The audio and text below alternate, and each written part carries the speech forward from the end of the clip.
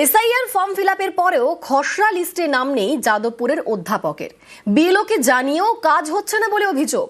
এদিকে বেহালার বাসিন্দা যিনি ইসরোর বিজ্ঞানী এবং তার ইঞ্জিনিয়ার ভাই এসআইআর ফর্মই পাননি বলে অভিযোগ। খসড়া তালিকায় তাদের নামও নেই। বেহালার ঘটনায় রিপোর্ট তলব কমিশনের।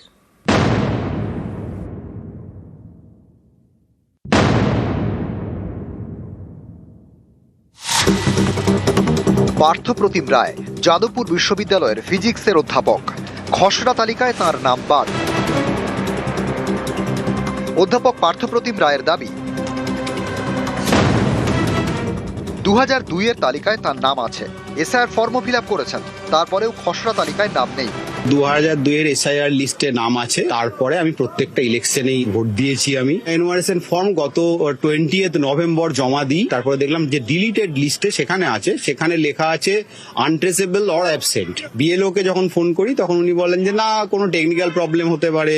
আমার কোনো দোষ নেই, আমি কেন নতুন করে আবার অ্যাপ্লাই করবো যে আমার নাম ইনক্লুশনের জন্য। ওয়েস্ট বেঙ্গল স্টেট ইলেকশন কমিশনে অভিযোগ জানিয়েছি, দিল্লি চিফ ইলেকশন কমিশনেও ইমেলে অভিযোগ জানিয়েছি। এখনো পর্যন্ত কোনো রেসপন্স কোনো তরফ থেকে কিছু নেই। বেসিক্যালি এটা হ্যারাসমেন্টের চূড়ান্ত।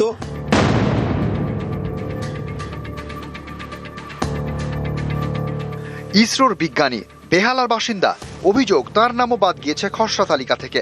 নাম নেই তার ইঞ্জিনিয়ার ভাইয়েরও।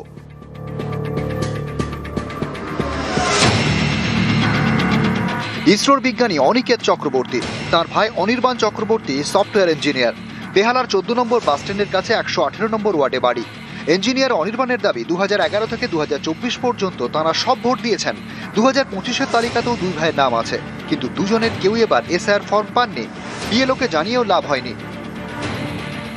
আমাদের এনুমারেশন ফর্ম আসেইনি। ওনাকে জিজ্ঞেস করি, উনি বলেন যে ইলেকশন কমিশন থেকে জানাচ্ছে যে আপনাদেরকে নতুন করে নাম তুলতে হবে। বাট আমাকে কোনো স্পেসিফিক রিজন দেওয়া হয়নি কেন আমার এনুমারেশন ফর্মটা আসেনি। এসডি লিস্টটা বেরিয়েছে, সেটার মধ্যেও আমাদের নাম নেই। আজকে যে ড্রাফট রোলটা দেখলাম এসআইআর 2026, তার মধ্যেও আমাদের নাম বাদ চলে গেছে। বেসিক্যালি দেখা যাচ্ছে যে আমরা এখানকার উধাও।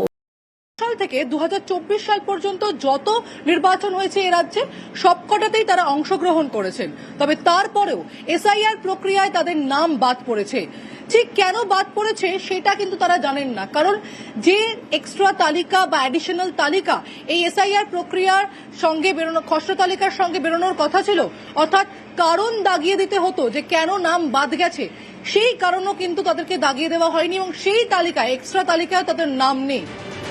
2025-এর তালিকায় নাম থাকার পরেও এসআইআর ফর্ম কেন পেলেন না দুই ভাই? দক্ষিণ কলকাতার জেলা ইলেকশন অফিসারের কাছে রিপোর্ট চেয়েছে নির্বাচন কমিশন। ক্যামেরায় খোকন দাসের সঙ্গে প্রীতি সাহা, নিউজ 18 বাংলা।